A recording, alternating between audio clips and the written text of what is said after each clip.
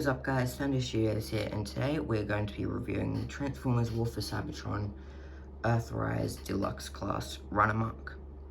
So let's get into it. So the base figure here is pretty bland apart from some gold highlights that are from the vehicle mode, which is pretty accurate to the G1 cartoon, which this figure is based off. It's not the most appealing design because, like I said, it's very bland apart from like the greeble details all around him. I wish there was a bit more like gold or purple or grey even. It's just very bland. But also, on the other hand, it does kind of work in this figure's favour because of all the greeble details.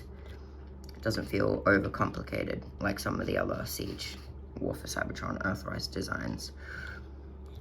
Yeah, he has a pretty big backpack. That's not really an issue, more as to the fact that it doesn't tab in properly.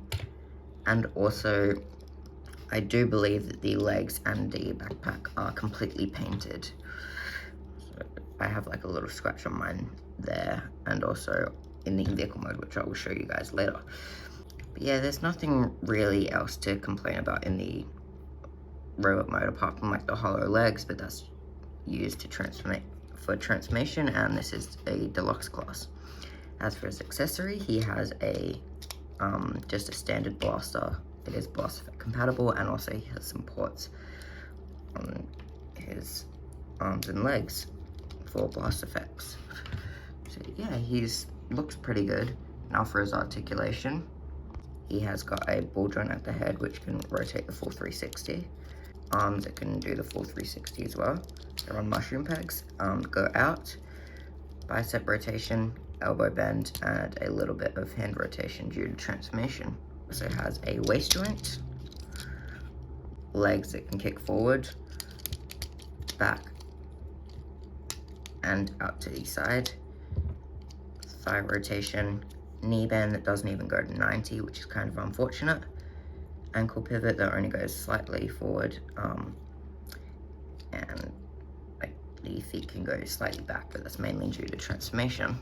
His articulation is definitely not the best in the line. It's serviceable, but again, not great for posing opportunities. Now for size comparisons, we have them with a standard Blockies figure.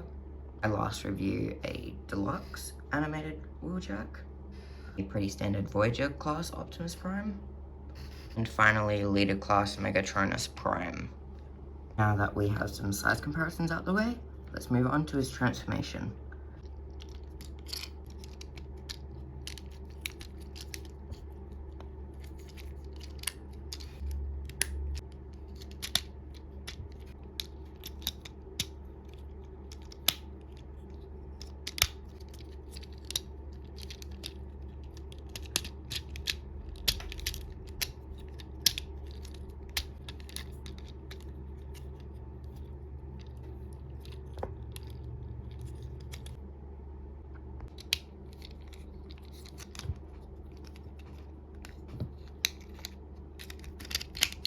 And there you have the transformation of Runamuck.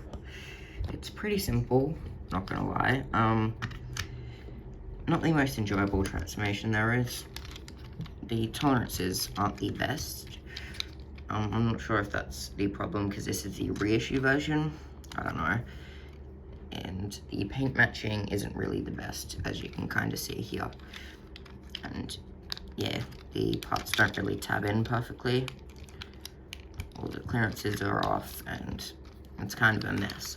But this does lead to a really nice alt mode, especially like with the gold trim around the front and on the sides especially. But it is still kind of bland. And also on the front of my windscreen here, there's a couple of scratches. I did not do that, it just came in the package, so that's just something to point out.